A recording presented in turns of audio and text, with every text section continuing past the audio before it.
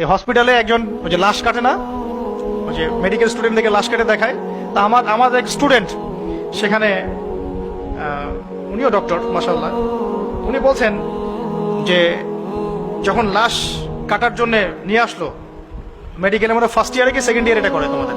First ইয়ারে মনে হয়, সেকেন্ড ইয়ারে মেবি।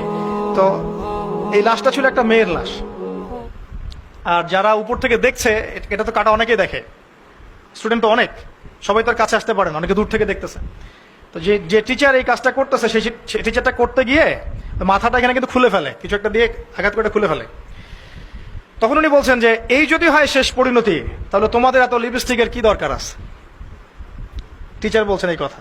তা আমার স্টুডেন্ট এখন বলছেন যে ওই দিন এই কথাটা আমার মাথায় এমনভাবে ক্যাচ করেছে যে তারপর থেকে সে তার জীবনটা পরিবর্তন করেছে, পর্দায় আসা শুরু করেছে।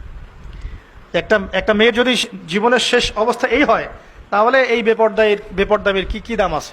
এই ফ্যাশন শো, এই বিউটি কন্টেস্ট, এই লিপস্টিক, এই স্নো পাউডার ইত্যাদি লাগাই যে বাইরে ঘুরতেছ, এগুলোর কি দরকার আছে? তো ওই স্যার এই দাওয়াতটা দিয়েছিল তার ছাত্রীদেরকে, তাদের মধ্যে অনেকে হেদায়েত হয়ে গেছে আলহামদুলিল্লাহ। তো এটাই বলছি যে আমরা কিন্তু সবাইকে চলতে ফিরতে হেদায়েত এর পথে আনার চেষ্টা করতে পারি। আল্লাহ পাক আমাদের সবাইকে তৌফিক দান করুন, আমিন।